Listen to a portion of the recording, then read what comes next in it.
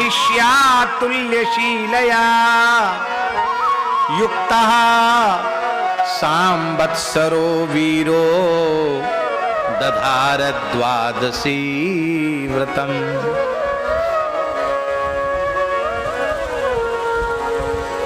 अच्छा आचार्य जी, एक बात हम आपसे पूछें। युक्तः सांवत्सरो वीरो दधारैकादशी व्रतम, ये भी कहा जा सकता है, लेकिन दधार द्वादशी व्रतम, एकादशी व्रतम दधार नहीं कहा, द्वादशी व्रतम दधार, द्वादशी व्रत किया। इसका आशय क्या है? इसका आशय यह है कि लोगों की समझ में नहीं आता कि क्या दो एकादशी हो जाती हैं। कुछ लोगों ने कल कर ली एकादशी और कुछ लोगों की आज हो गई। ये कैसे? कुछ एकादशी तो एक ही रहती है और कुछ दो हो जाती हैं। और ज्योतिष के किसी पंडित को पूछ के देखो, आज एकादशी है।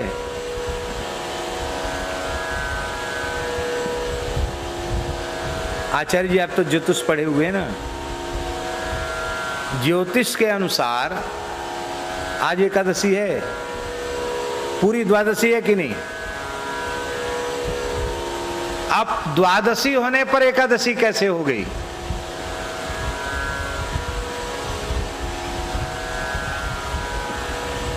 द्वादशी है। कल कितने बजे तक एकादशी, परसों कितने बजे एकादशी लगी थी, कल कितने बजे तक थी एकादशी? द्वादशी कब आई है? सुबह आई ना, उदय काल में द्वादशी थी। हमारा आज व्रत है, हमारे बाबा का भी आज व्रत है। हमारे वृंदावन में निम्बार्क संप्रदाय का व्रत आज ही है। कुछ लोगों ने कल कर लिया, हम मना नहीं कर रहे हैं कि कल क्यों किया, कल भी ठीक है, आज भी ठीक है, पर हम ये प्रमाणित कर रहे हैं कि दधार द्वादशी व्रतम, परम भागवत अम्बरीश जी ने एकादशी व्रतम दधार नहीं, द्वादशी व्रतम दधार, द्वादशी व्रत किया। इसका मतलब है वैष्णव एकादशी तो करता है पर वह द्वादशी प्रधान एकादशी करता है।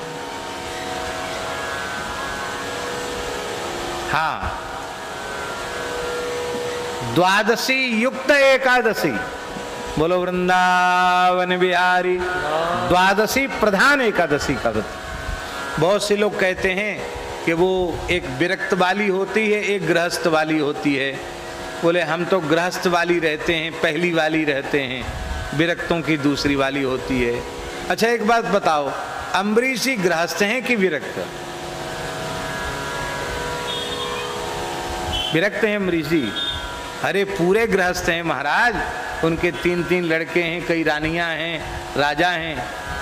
इसलिए ये गृहस्थ विरक्त का भेद नहीं है, एक स्मार्त पक्षी की एकादशी है और एक वैष्णव पक्षी की एकादशी है। वैष्णव द्वादशी प्रधान एकादशी करते हैं।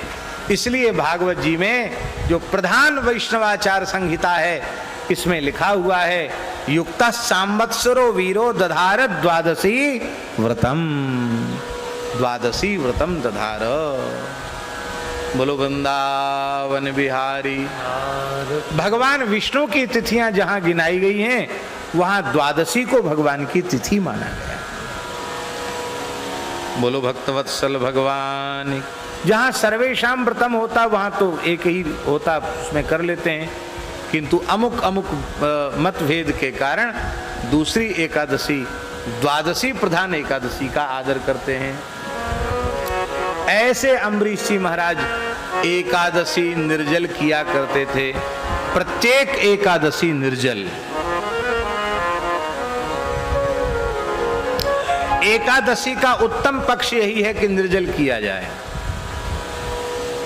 उतना संभव न हो तो जल पीकर एकादशी करना चाहिए। जल से भी संभव न होवे तो पयो व्रतो ब्राह्मणः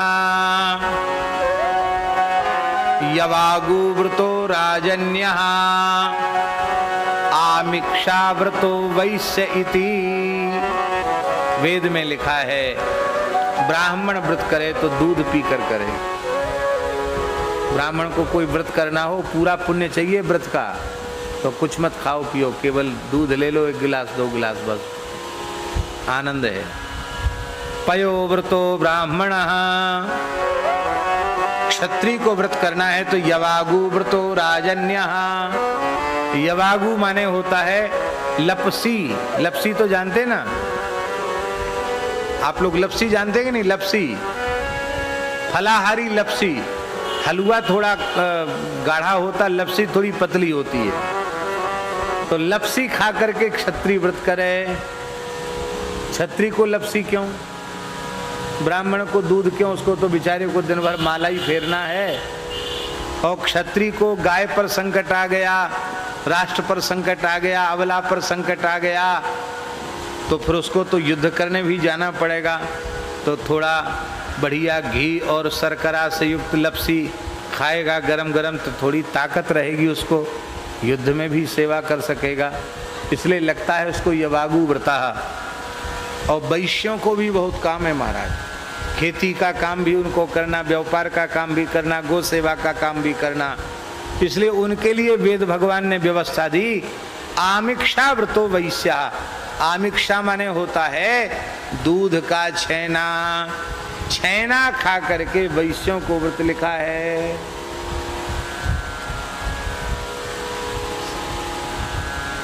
भाई सेवा करने वालों का पक्षपात सब जगह होता है, ये तो हम विनोद में कह रहे हैं। वैश्यों को सबसे बढ़िया चीज छेना की मिठाई खा के, छेना खा के व्रत करो। बोलो भक्त वत्सल भगवान की जय। तो उत्तम पक्ष है एकादशी का निराहार व्रत करना चाहिए। मेरे श्याम लगो